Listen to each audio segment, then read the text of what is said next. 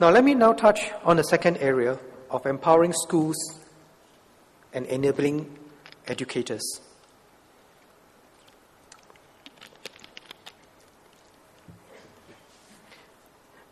Schools are the center of action in our education system. We achieve the right outcome when our schools do it right.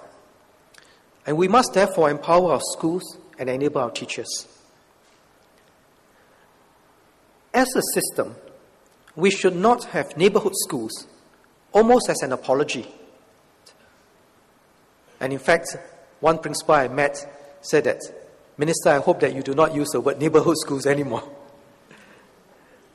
Instead, we must strive to ensure that all schools in every neighborhood are good schools. But what is a good school?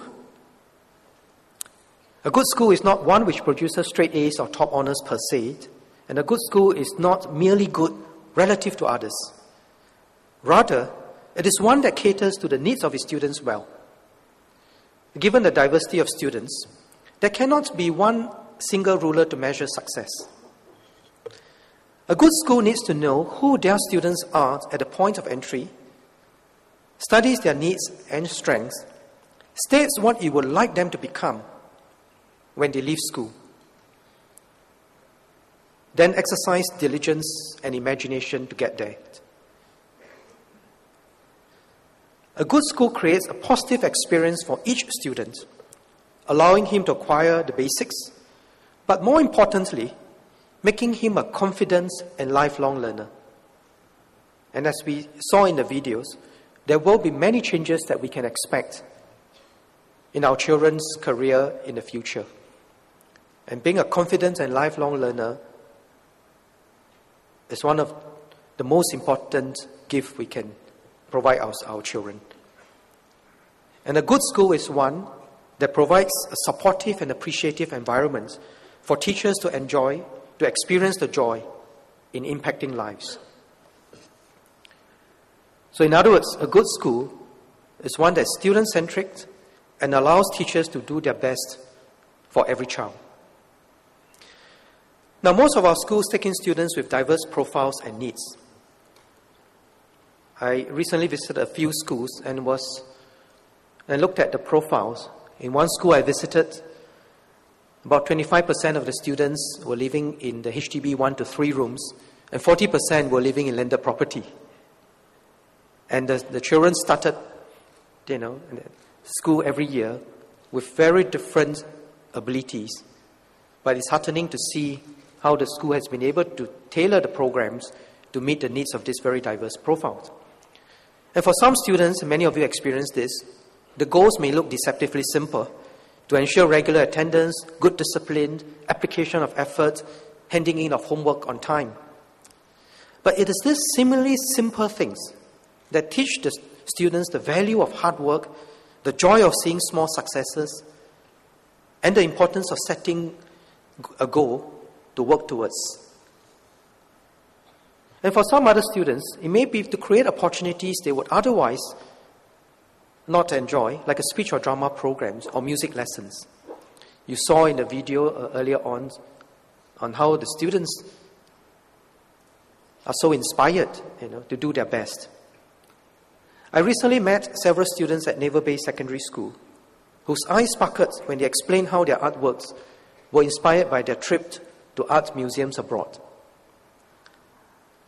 In Griffiths Primary School, the 54-member Cub Scouts learned to serve others through job week and donation drives. And they also learned the importance of teamwork through difficult tasks during field trips and learning journeys under the leadership of their passionate teacher, Mrs. Zaidi. And students in dance programs in Assumption English School not only honed their dancing skills, but also developed leadership abilities. And many of them want to pursue their passion in dance after graduation. So, how do we empower our schools to deliver values-driven, student-centric education? For a start, we'll look at 4 areas to align the way we measure, recognize, and support schools and teachers. First, we will change the way we recognize a good school by simplifying and aligning the school excellence model and the master plan of awards. Now, the school excellence model, introduced in 1998, together with the master plan of awards, was intended to instill the culture, capacity, and motivation in all schools to strive for continuous improvement. And this replaced the earlier school inspectorate system. And this is a very important innovation. It allows schools to take ownership of outcomes and to use a combination of benchmarking and competition among schools to drive excellence. It is a model that other countries look at and a model that they study. I'm very happy that we have succeeded in the original intent of raising standards. Over the past decades, there's been significant improvements in standards across the board. And schools have been able to identify and share best practices with one another. The SEM is comprehensive, but it also has generated much administrative work for the schools. So building on the streamlining in 2009, we will streamline further to reduce the work in this area by up to 1/3. The school appraisal branch will brief you on the details, and I commend the SAB for this work. Now, the SAB the master plan of awards has also been helpful in providing a structured way for schools to do better. And indeed, over the years, it has built up a culture of excellence and innovation across our schools. Later this morning, many schools will be receiving various awards under this master plan of awards. I congratulate our schools for our well-deserved achievements, and more importantly, for this culture of excellence that you have built in the schools. So we must now build on this culture of excellence to better support our schools to achieve holistic outcomes. So we'll review the MOA with the intention of better supporting our schools to be student-centric, to innovate, and to achieve holistic outcome. The new recognition structure will focus on recognizing good practices that lead to desired outcomes of education. By making the structure flatter and less hierarchical, schools will have greater flexibility to innovate and meet the needs of the students better in our next lab of excellence. I would also like to encourage schools to form more collaborative partnerships to pursue excellence as a team so that more schools, if not all schools, can achieve excellence. So arising from your feedback and our own analysis, we have 4 ideas on specific changes we'll be making to the MOA. First, relook at how we position the Pinnacle Awards. Today we have both the School Distinction Award and the School Excellence Award. Is there scope to rationalize this? Second, to remove the Sustained Achievement Awards. While achievements in the different domains, there's only one person in this room who supports this.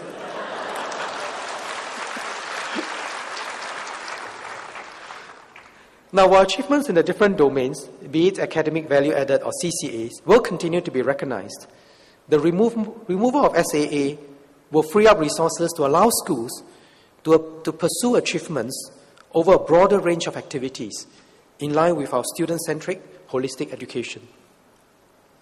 Third, to encourage schools to focus on the right outcomes using sound processes, we need to recognize schools with good practices and best practices in areas of importance in schools, like holistic student development and professional development for our educators.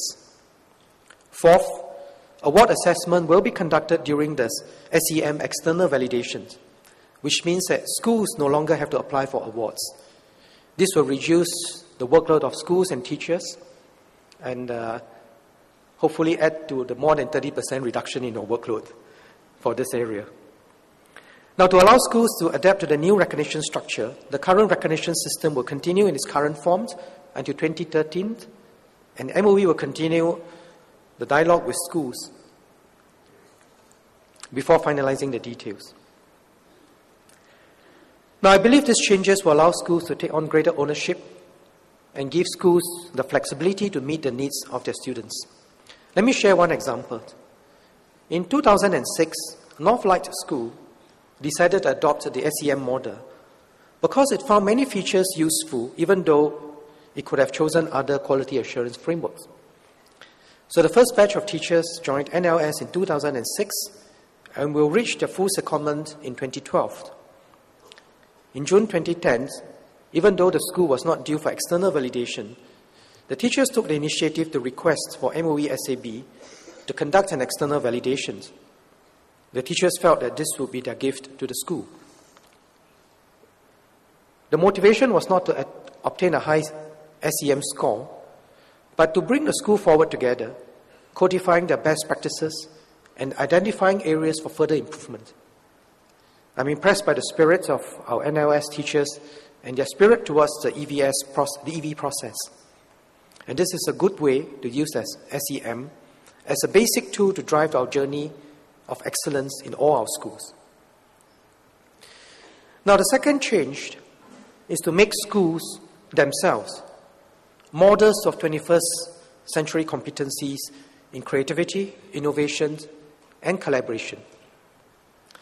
I envisage networks of schools as centers of excellence in delivering student-centric education. I'm encouraged that schools are already coming together to find solutions to common problems, especially at the cluster and zonal level.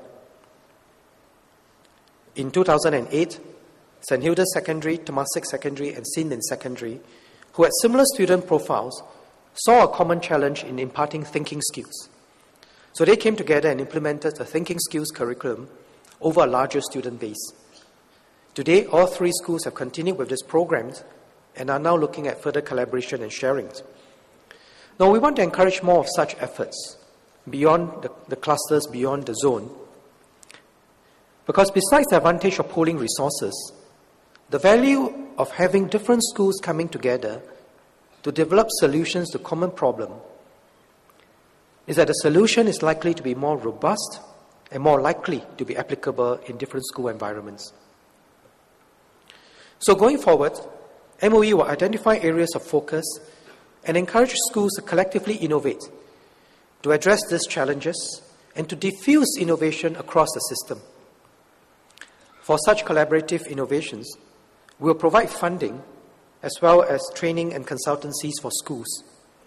More details will be made known in due course. Third, we will continue to strongly support our teachers in their journey of professional excellence. And teachers are at the forefront of student-centric education. In the past few months, I've read a number of different studies on education system around the world. I mean, there's been an enormous amount of interest in this area and therefore enormous amount of literature. And in everything that I have read,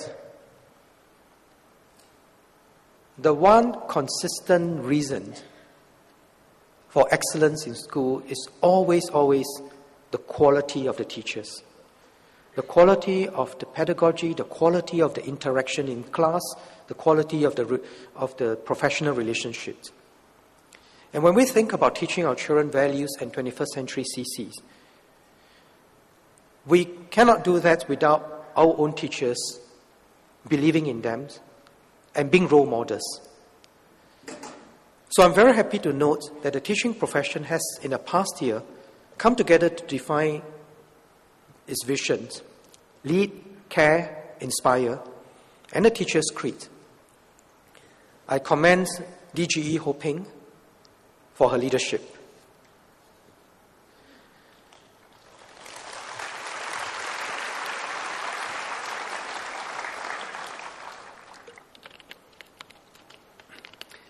Now, many of our teachers have exemplified the spirit of lifelong learning and embarked on various paths in deepening professional capabilities.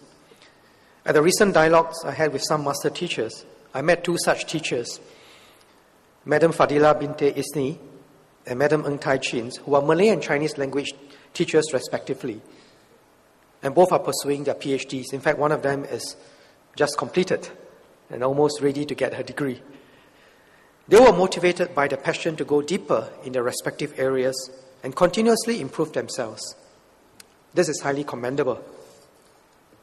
Now, other teachers are deepening professional capabilities through sharing and reflections in our newly launched Academy of Singapore Teachers in Alice, in PESTA, and in STAR.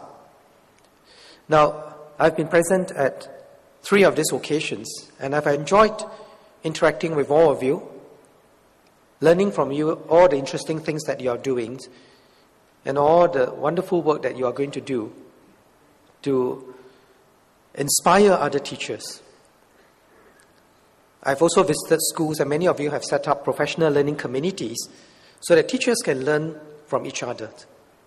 So whether it is in big group settings or small group settings, honing our craft is of utmost importance, and I commend all of you for this wonderful effort. Now, NIE too conducts preparatory courses for our pre-service educators and milestone courses for our in-service educators. I've had a look at the syllabus, and I thought that this were, again, a very rigorous set of programs that we have. Now, so our teachers are working hard and need to continually hone this craft of pedagogy, asking the right questions in class, practicing differentiated teaching, and setting appropriate assessment. Now, to make time for our teachers to understand each student and to develop new competencies in our teachers, we must cut out activities that are not core to delivering student-centric education. Many of the school leaders I've met have mentioned to me that events in schools have become more elaborate and committees have proliferated with each new initiative. And I would say MOE HQ also has many new initiatives. So I will support our school leaders in their efforts to review this, and I'll support the efforts of our HQ colleagues in reviewing how we interact with the schools in a more streamlined way. Now, our success has also come through the good work of our teachers,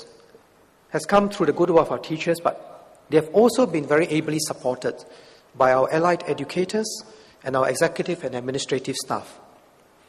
AEDs are relatively new additions to our system, but play crucial roles in supporting the learning of our students. And our EAS help us to make policies, plan and develop infrastructure, recruit and develop talents, and make resources available to our schools. So I commend the work of our AEDs and the EAS. Now, the fourth area that we will support schools is that we will be looking at the structure and profile of our school teams.